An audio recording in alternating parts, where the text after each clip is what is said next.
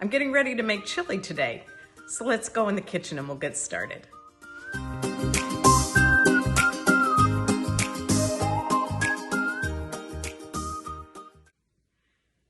So like I said, I'm making chili today.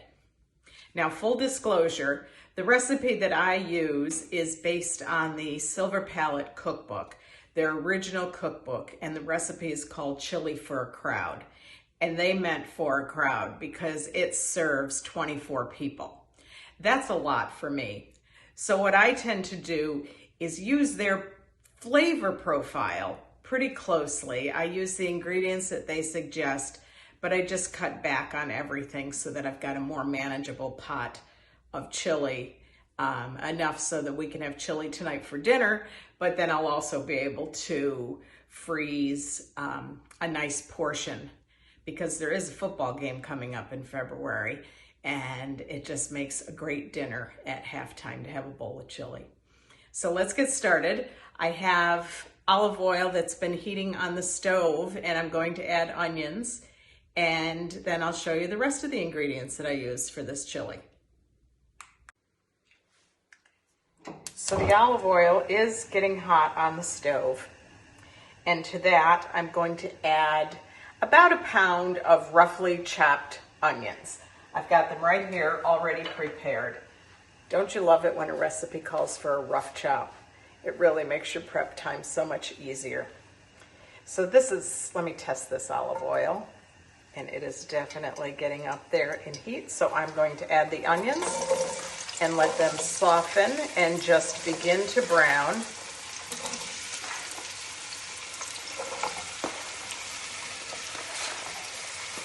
There we go, get all of those in there.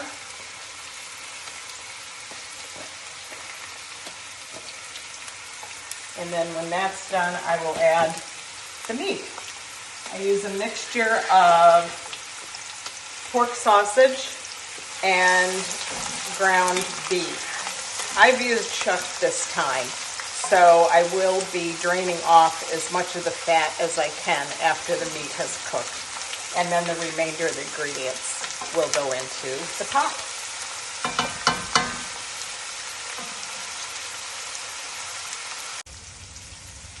So these onions are becoming translucent. They're cooking nicely on the stove. And like I said, I'm using the Silver Palate cookbook, Chili for a Crowd. That's what my chili is based on. But I thought I'd share a fun fact with you about Silver Palate. Many, many years ago, I worked for a gentleman whose name was Jeff Solinger in the Chicago area, and he was a manufacturer's representative for high-end cooking equipment and products. And he began a relationship with Sheila Lukens and Julie Rosso, who are the founders of the Silver Palate line. They wrote the cookbooks, obviously, and their first store that was on the west side in New York City, they opened together, where they made their fabulous chicken marbella and other foods that you could stop in and bring your dinner home with you. I think they were the first ones that thought of that concept. But anyway, Jeff Solinger was going to rep their very new line of gourmet products that they were going to be putting into gourmet stores around the country. And I remember sitting in on a meeting with them where they were showing us all of their new products that they were going to launch. And I do recall tasting a fabulous fudge sauce that they had jarred and were going to sell, and also a caramel sauce that was just wonderful. But it was a real treat to meet them because they were two women who were building a brand and a business. I think they were real trailblazers in that space, and it was working for them. They were great friends, and they were very successful at it.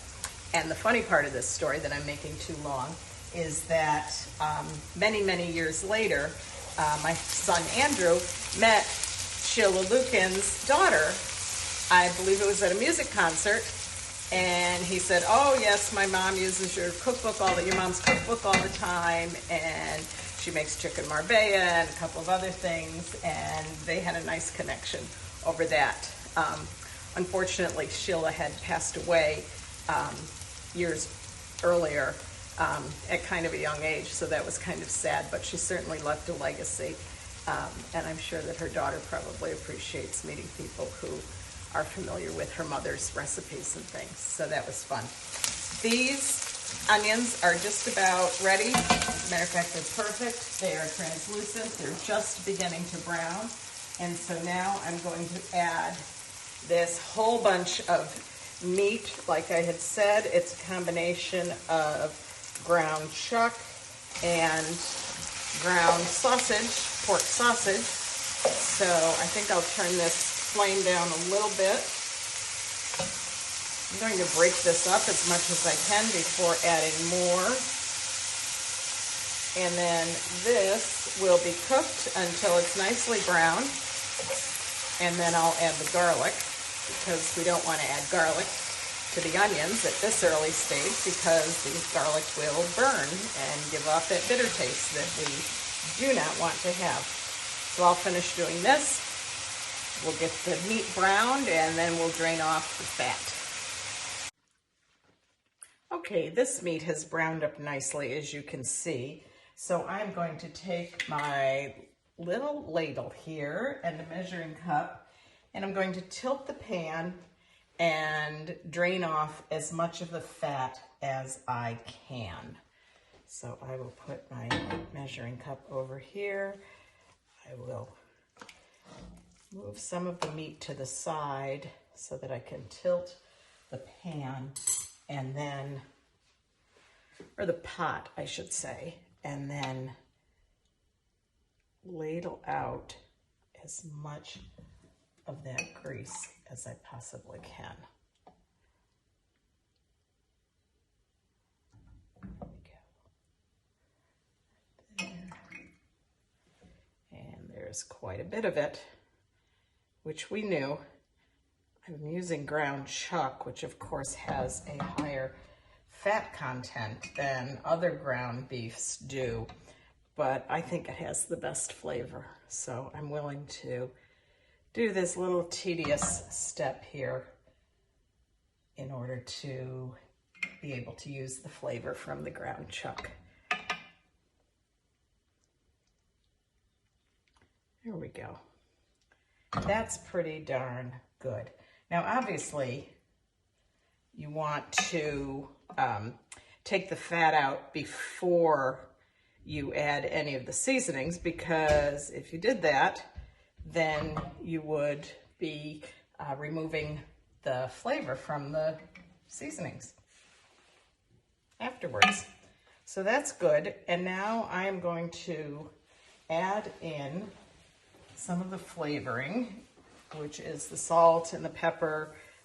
There's oregano and cumin, chili powder, tomato paste, garlic, about 3 tablespoons of garlic, and Dijon mustard, which I think adds a really great flavor to chili.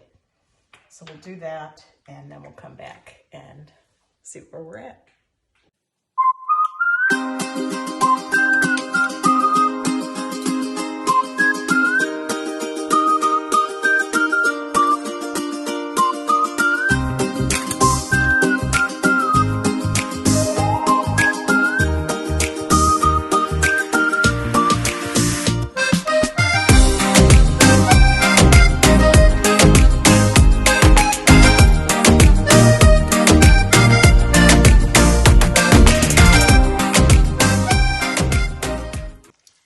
So this is nicely mixed now, all the flavorings, and now I'm going to add basically the rest of the ingredients to the chili.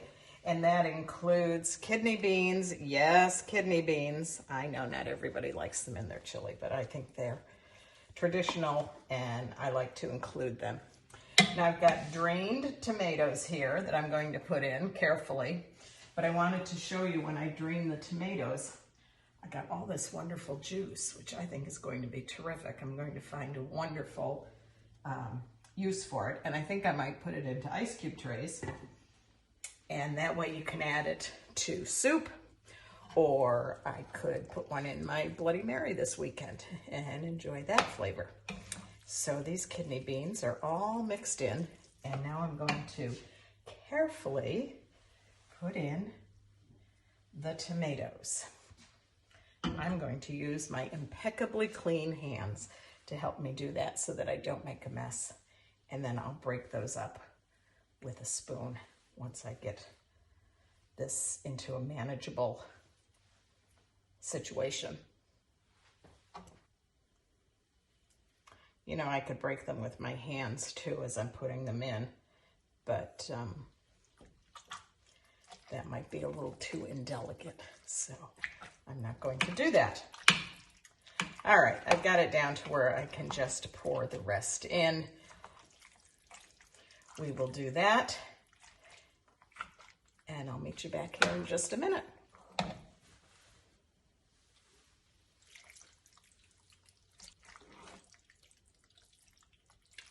Okay, I've got these tomatoes pretty much mixed in. You can see my pot is getting very full.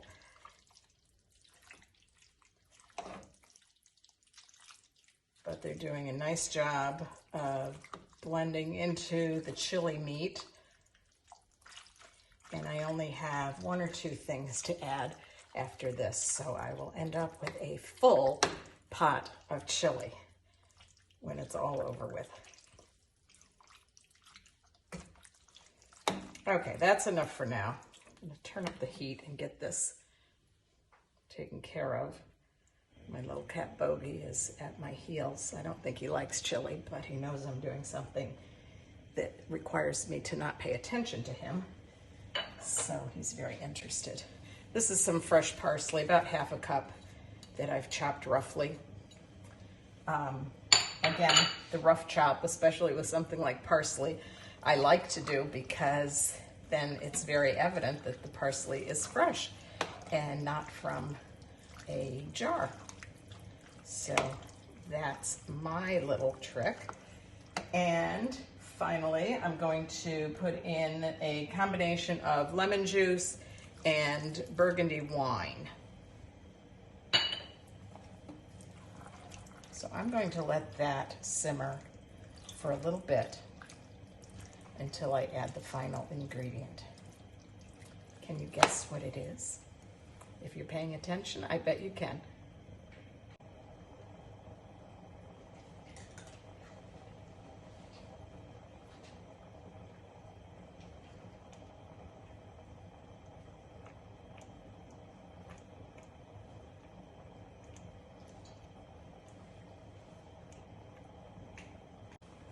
Okay, this has really turned into chili. It smells wonderful. So I promised a final ingredient, and that is a can or 2 of small ripe olives. It adds a great surprise to the chili, I think. I don't know of any other chili recipes that call for this, but they're great. They have a meaty bite to them anyway, so it just goes really well with the chili. It's a little bit of a surprise, and it's very nice. So I've got those mixed in. I'm going to have to taste this. I think I'm going to have a bowl of chili for lunch. I'll let you know how that goes.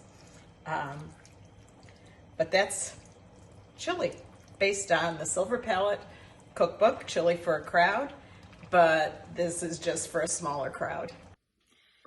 So here's my bowl of chili. I like it with a little dollop of sour cream, and then I add a little squeeze of fresh lime juice. I think the flavor of the lime is very authentic, and it just adds a terrific flavor to the chili. So enjoy whatever chili you're making, but remember, the fork is always on the left.